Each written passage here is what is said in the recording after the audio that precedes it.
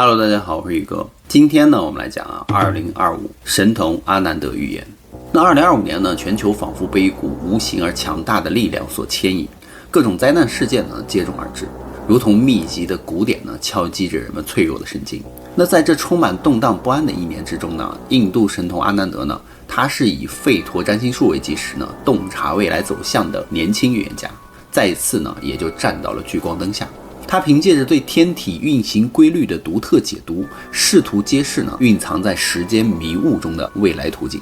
近期呢，阿南德针对地震发出严厉的警告，尤其是在亚洲东部地区呢，引发了前所未有的关注与恐慌。也就是因为前段时间的那个缅甸和泰国的地震，所以他言辞诚恳地警告特定区域的民众呢，务必迅速行动，甚至呢建议搬离你们的住所。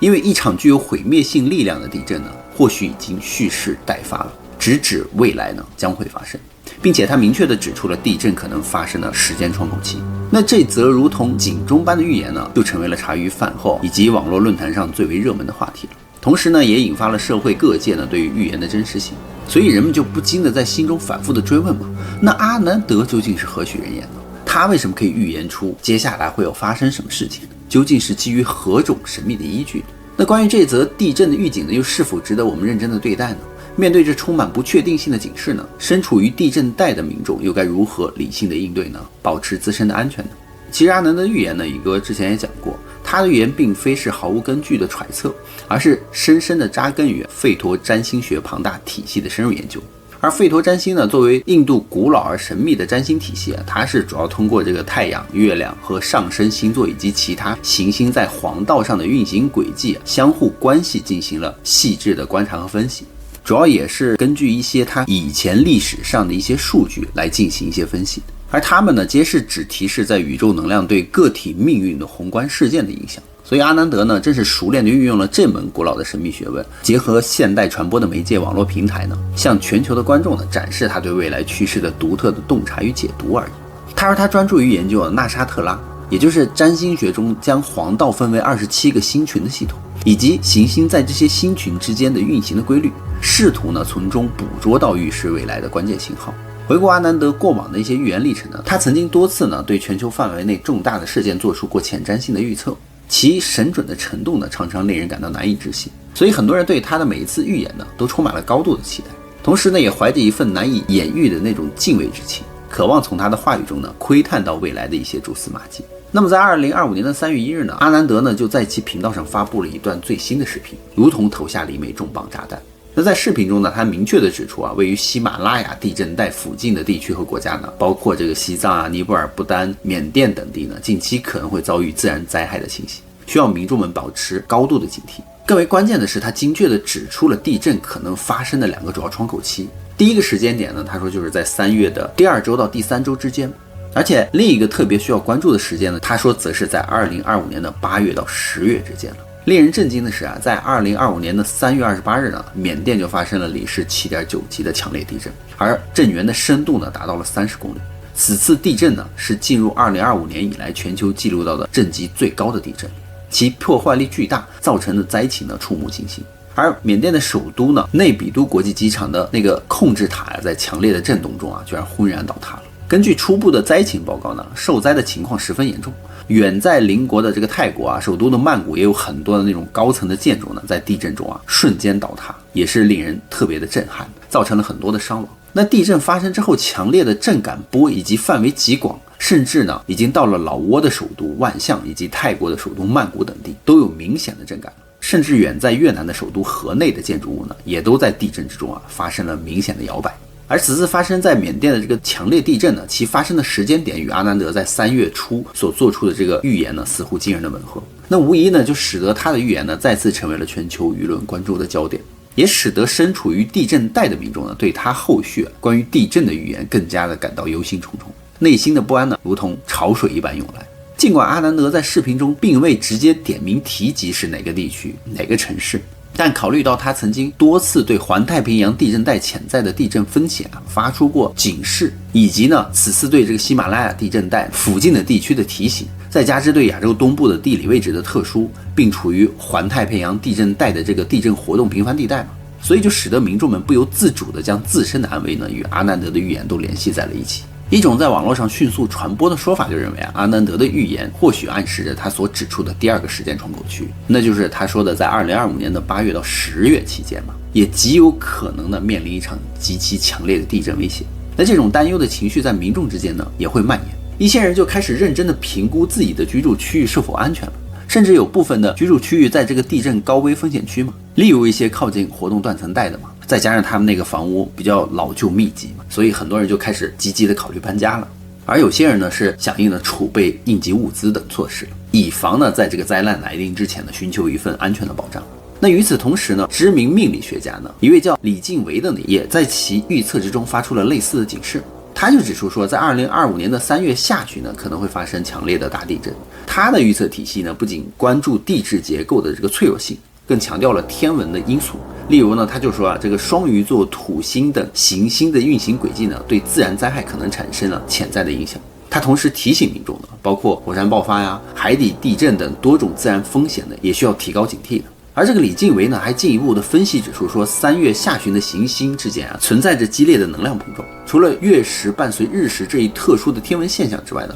且具有变革意义的天王星呢已于3月18日呢正式进入了金牛座。所以他就强调这个天王星在占星学中与所有猝不及防的突发事件是紧密相连的，其难以预测的特性呢使得其带来的影响也难以琢磨。同时呢，天王星也与电力、闪电航天科技等前沿领域息息相关。这也就预示着未来年轻的一代的生活方式呢，包括旅行的方式将可能发生颠覆性的改变。例如到月球甚至是火星旅行呢，将不再是遥不可及了。而他还认为呢，天王星的运行将会从根本上动摇人类传统的生活模式和固有的三观。此外呢，金牛座呢在占星学中呢也与财富以及领土相关，甚至其能量的变动可能会引发全球经济格局的剧烈震动，以及现有金融体系的深刻改革。所以你没看前段时间就发生了一次全球股市的集体暴跌吗？他还特别指出呢，天王星停留在金牛座呢是一个在占星学上被认为是颇为艰难的行为，历史事件呢可以为此提供佐证。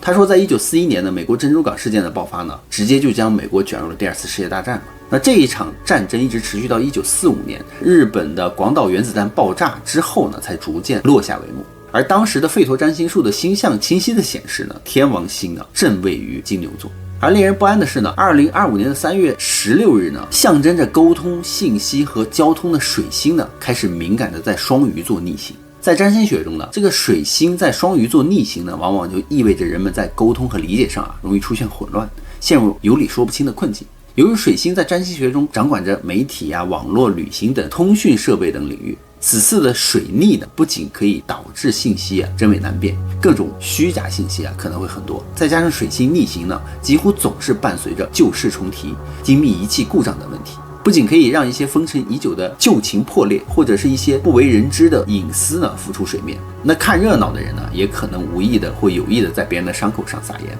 使得原本就复杂的局势呢更加的扑朔迷离。所以在双鱼座所有的行星能量的共同作用之下呢，整个社会仿佛就在上演一场光怪陆离梦幻又疯狂的那种舞会。所以他就建议大家呢务必提前做好强大的心理准备，以及应对可能发出的各种变局。此外，在占星学中呢，双鱼座呢也与广阔的海洋有着深刻的联系，而且呢，日食往往代表着某个阶段的结束，同样也象征着一个先经历破坏而得到重建的一个转折点。更值得关注的是，2025年的3月30日呢，象征着责任、限制和业力的土星呢也正式进入了双鱼座，并将这个位置呢停留长达2年半的时间。因此呢，预测在未来的6个月内呢，都要特别的警惕可能发生的火山爆发强烈的地震而引发的海啸或者是海底爆炸等自然灾害，甚至可能发生海底电缆被意外切断从而造成大规模的网络中断等意想不到的突发事件。那进入2025年的4月3日之后呢，就是代表着行动力、冲突和能量的火星呢，再一次离开了相对灵活的双子座，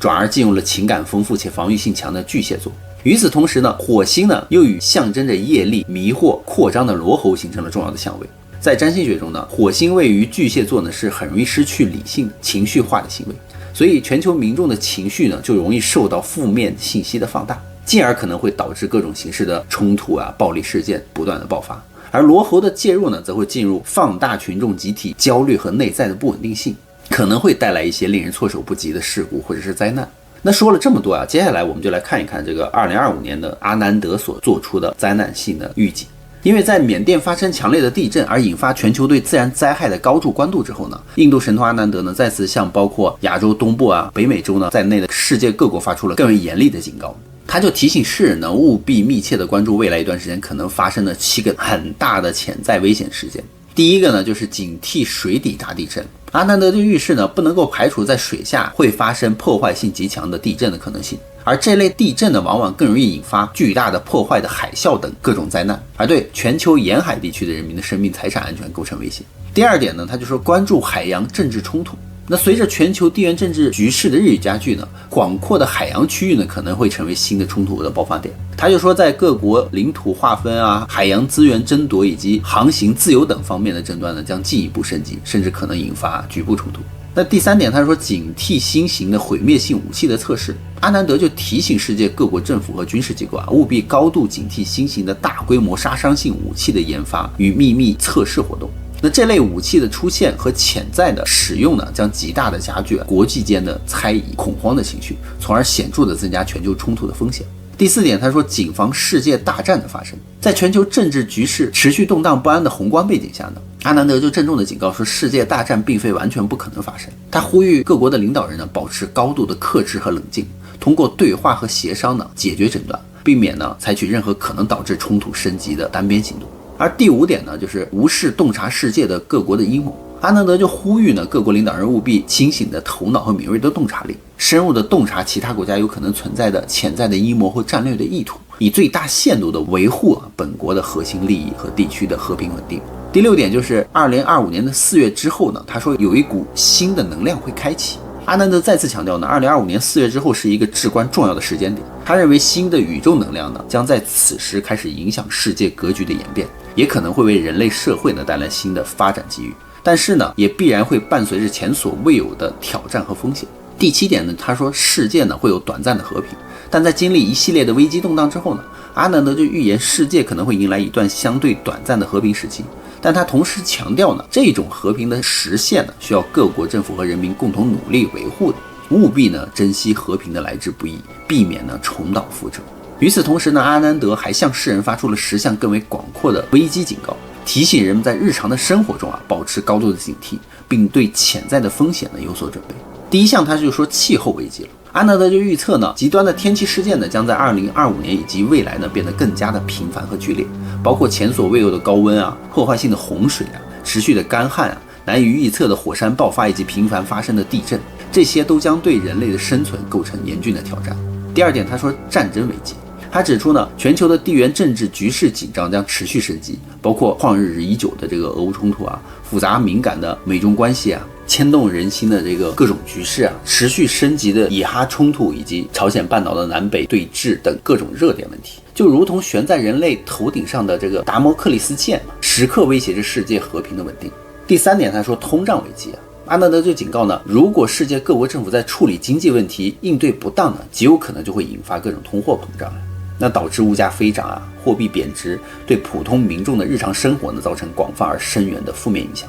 第四点呢是粮食危机。阿南德就做出了一个长期的预测，他就认为在未来的20年内呢，人类将面临非常严峻的粮食问题，因此呢，需要全球高度关注土地资源短缺以及各种冲突呢对农业生产造成的破坏性影响，并积极的寻求可持续解决方案。第5点呢，健康危机。他说人类的饮食过量，食品安全问题频发，导致身体素质下降，所以各种疾病更容易侵袭人类的健康。而第6点，他说是智慧危机。阿南德就警告人类呢，说很多机器的出来使人类变得越来越懒惰了，所以智慧有可能会逐渐的退化，甚至被机器所取代，而人类的灵魂是无法被简单的计算和衡量的，所以我们一定要记住这一点。那第7点呢，他说是碳排放危机啊。他说碳排放加剧而导致全球气候变暖嘛，对地球生态系统造成了长期而深远的破坏。那第8点，他说是人性危机了。他说消费主义盛行啊，人类的贪婪的欲望不断的膨胀，不良的政客的自私行为加速了世界的恶化。那第9点就是地球危机了。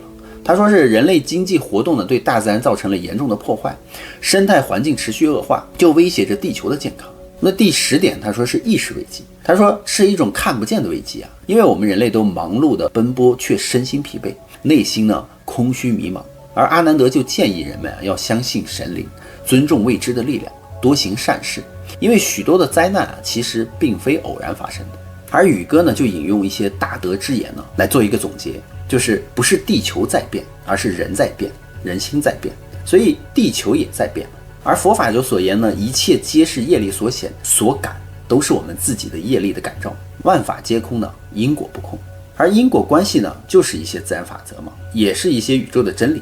人类呢对自然的过度消耗，以及源于贪婪的口腹之欲对地球资源的掏空，而导致了生态的失衡，这正是灾难的根源呀。